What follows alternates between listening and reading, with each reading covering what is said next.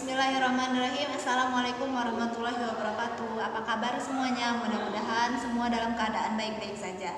Nah, pada siang hari ini kita akan mempelajari tentang ilmu tajwid. Kemarin di kelas 1, 2 itu kita belum pernah mempelajari ilmu tajwid, tapi di kelas 3 ini kita akan mempelajari bagaimana sih ilmu tajwid, apa ilmu tajwid dan apa tujuan ilmu tajwid. Nah, simak baik-baik ya. Jadi, ilmu tajwid itu adalah ilmu yang digunakan untuk mengetahui bagaimana sebenarnya membunyikan huruf dengan betul, baik huruf yang berdiri sendiri maupun huruf dalam rangkaian.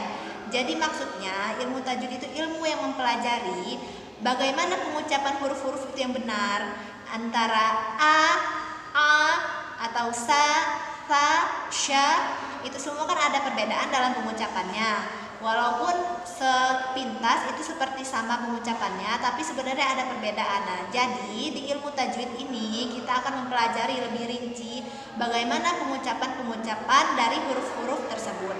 Nah, jadi di ilmu tajwid itu kita akan membahas tentang huruf-huruf hijaiyah, hukum-hukum bacaannya bagaimana. Nah, terus apa sih guna ilmu tajwid itu apa? Nah, jadi kegunaan ilmu tajwid itu untuk memelihara lisan dari kesalahan membaca Al-Quran, baik itu huruf yang ada dalam Quran, bacaan dalam Quran, maupun kata-kata yang lain. Misalkan dalam bahasa Arab kan kita menggunakan huruf-huruf hijaiyah. Nah, jadi agar lisan kita terpelihara dan tidak ada kesalahan dalam pengucapannya, maka kita harus belajar ilmu tajwid. Jadi ketika kita baca Quran itu kita bisa mengucapkan huruf-huruf hijaiyah dengan baik dan benar. Ketika itu ada huruf a itu bisa kita bedakan bagaimana pengucapannya. Nah, tadi sudah Bunda jelaskan tentang apa itu ilmu tajwid, terus apa sih gunanya ilmu tajwid. Nah, sekarang apa hukum mempelajari ilmu tajwid itu? Jadi, hukum mempelajari ilmu tajwid itu adalah fardu kifayah.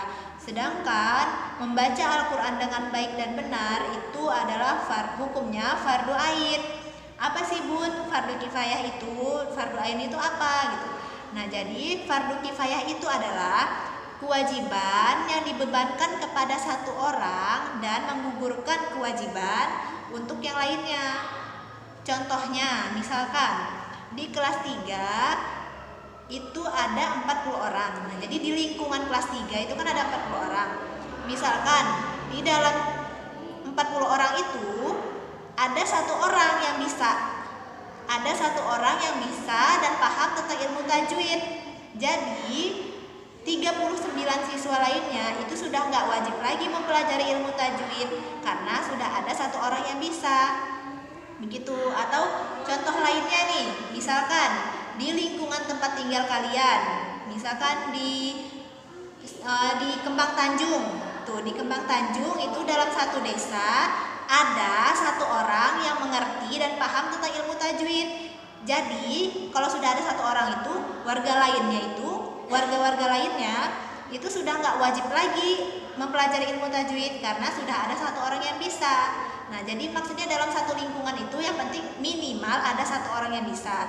Jadi ketika sudah ada satu orang yang bisa, yang lainnya itu sudah nggak wajib lagi mempelajari ilmu tajwid.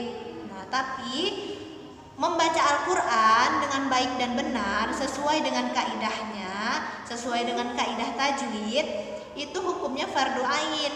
Fardu ain itu bila dikerjakan dia mendapat pahala, tidak dikerjakan mendapat dosa. Ketika kita ingin membaca Quran dengan baik dan benar, pastinya kita harus mempelajari ilmu tajwid dulu.